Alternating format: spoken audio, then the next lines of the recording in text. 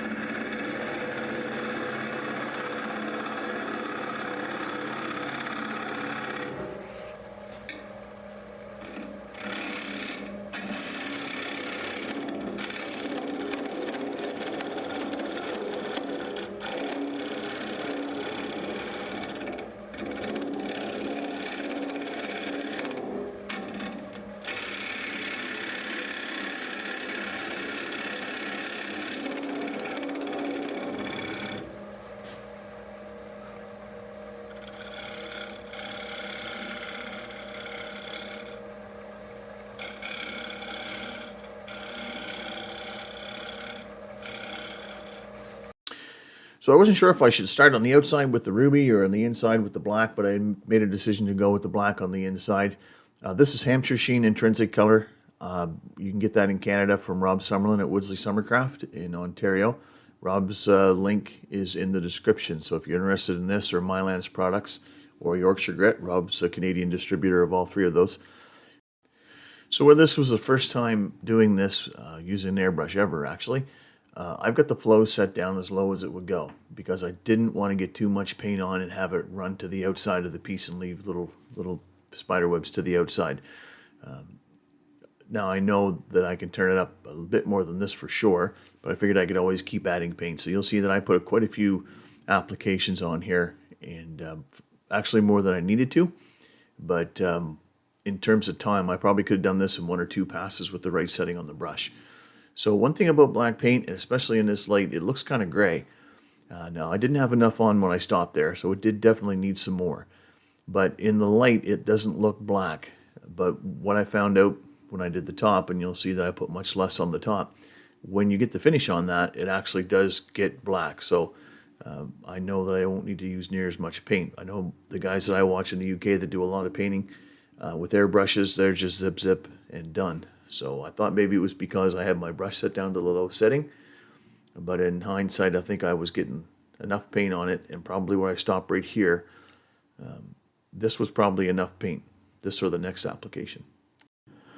Now that you've seen a few applications at real time, I'm going to speed this up 4 times just for the rest of this black, and then toward the tail end of the other as well.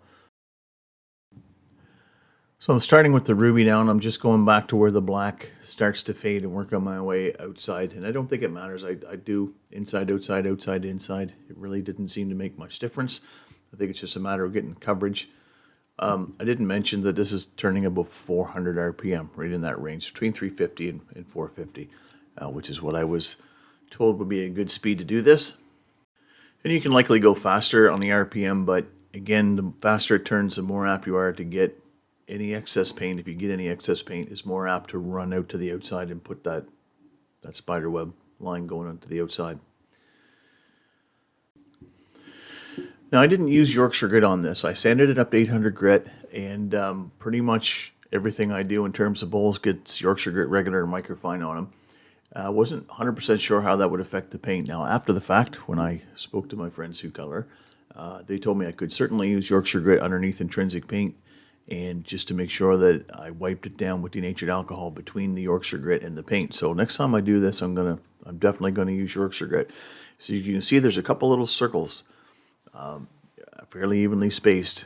You couldn't see that in the finish, and if you want to roll back and take a look at the bowl when it was finished on the bottom, I couldn't see them, and I'm right on top of it. There was no lines, no scratches, no tool marks, no anything on this, but when I paint it, anything that's there will be definitely highlighted.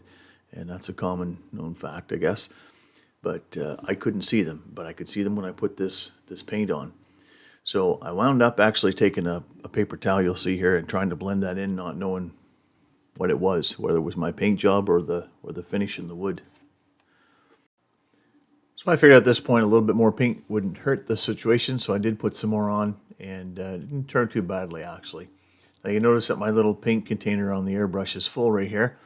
And between doing this side and switching the bowl around to do the other side, I dropped it on the floor off the lathe bed, and now I have this much ruby dye left. Thankfully enough to do the job.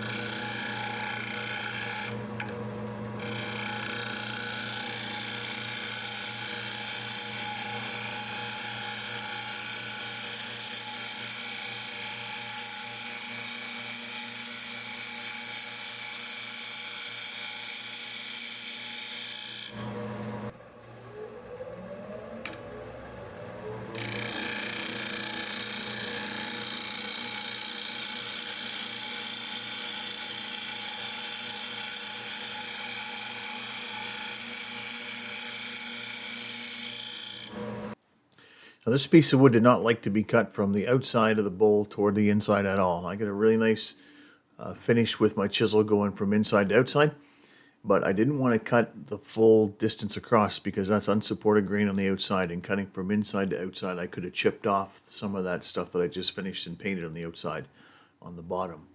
And so I'm just coming in with a very short push cut just to clean that little rim up that's on the outside edge.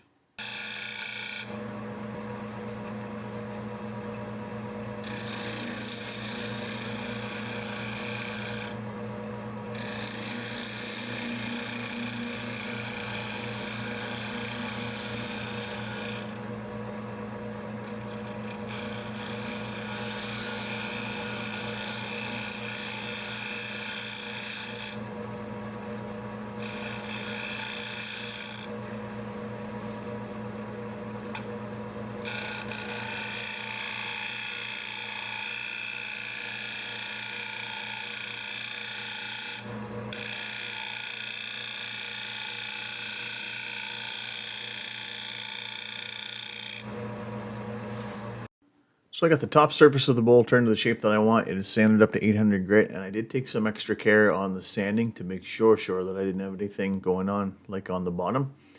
And now it's time to put some paint on this. Same thing, starting from the black from the inside, working my way out. Now I'm going to turn the middle out of this, and that's the reason why I'm not painting the whole surface of the top. And I went with a little bit less paint this time as well, just to see, because once I put the finish on the bottom, I realized I probably did a little bit of overkill with the paint. So I used a lot less paint on the top than I did on the bottom, so I think this would probably be the amount that I would use going forward. And the next one that I do, I put way too much black for sure on the bottom. So this turned out pretty good.